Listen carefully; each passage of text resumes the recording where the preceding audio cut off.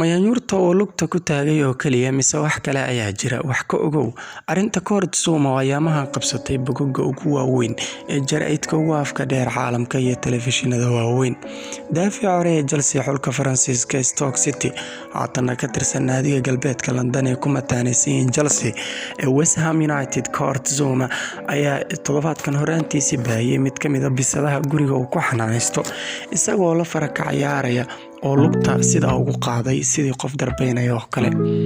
Arrinka ka dhashay ficilkan ayay si caad ah u boonbooniyeen saxaafadda Ingiriisku xilli Kurt Zouma ay soo faragelisay dowladda Ingiriiska iyo wasaaradda xanaanada xoolaha kuwa oo Zouma heer maxkamadeed la tiigsaday. Yaanyuur lug lagu taagay ay sidan oo dhan u boonbooninayaan waxaana cad in arrinta Kurt Zouma ay tahay cunsuriyad.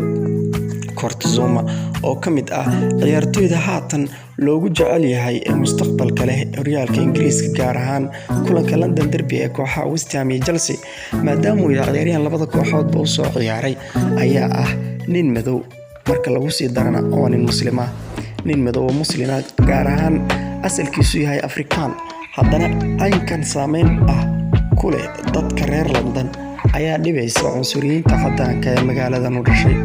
Zouma ayaa haatan dhibaato adag kala kulmaya madaxda Ingiriiska, madaxda kooxda West Ham iyo mas'uuliyiinta xayawaanka arrimihiisa u ololeeya ee dalkaasi Ingiriiska. Zouma waxaa la sheegay inuu yaanyuurta si ula kac ah u darbeeyay taasina waxa ay liddi ku tahay nolosha iyo xuquuqda xayawaanka sida waxaa sheegay wakiil u hadlay Amnesty International. Toddobaadyadii hore ee la soo dhaafay waxaa baraha bulshada si weyn u haystay iyo maxkamadaha dalka Ingiriiska arrin laga faafiyay laguna bahdilay laguna sumcad dilay laacibka Mason Greenwood ka Manchester United oo ciyaara dadabka bidix sidoo kalena xulka Ingiriiska saddexda libaax hore u matalay 18 jiradiisa. Ciyaaryahan Greenwood ayaa haatan waqti xun ku jira sidoo kalena waxaa fadeexadan ama dhiiqada lugaha loo soo geliyay Kurt Zouma sidoo kalena Benjamin Mendy oo Faransiis ah dadbeedka bidixna uga ciyaara City ayaa sidoo kale dacwooyin la ku saabsan haween uu kufsaday ay la socdaan. dadka caanka sidoodaba waxa ay la kulmaan paparazzi ama fadeexad laga soo shaqeeyay oo mashin ah badanaana way ku dhacaan. dadka caanka ah Zouma waxa uu haatan ku jira xaalad xun oo aad u murugaysan saaxiibadii dhammaan uu la soo ciyaarayna si weyn ay ugu tacsiyeynayaan. Zouma waxa uu yiri anigu raaligelin baan ka bixinayaa bisadayda yar waan la ciyaarayay ee ma aanan dilin haddii aan dilayana intaa ma aanan soo xanaanayeen mana aanan koriyeen. Ingiriiska waa dal ka mid ah dalalka ugu madax bannaan sheegtana xorriyatul qowlka waxa loo yaqaano xilli Yurubiyaanka iyo caddaanka Kirishtaanimadu madax martay ee maalin kasta ku cadayanayaan oo sidoo kalena ay caynayaan nabigeena Muhammad filimaan kartoon ahna ka sameynayaan ay haatan bisad yar oo uu nin lugta saakor ugu qaaday ku dacweynayaan oo maxkamada kula tiigsanayaan. xilliyo Mason Greenwood iyo Benjamin Mendy ay ku eedeysayeen gabdho kufsadeen waliba gabadha lagu eedeeyay Greenwood waa gabar uu xiriir la lahaa oo jacayl kala dhaxeeyay.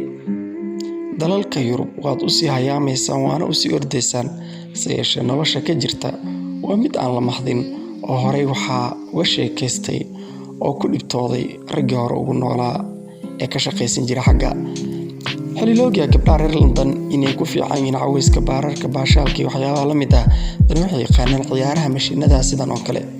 Emmanuel Ebo ayaa xaaskiisa ka dhacday wax ka badan 27 milyan iyo caruurtiisa haatan waa sabool waxa uu ka mid yahay shaqaalaha kooxda Galatasaray ee dalka Turkiga.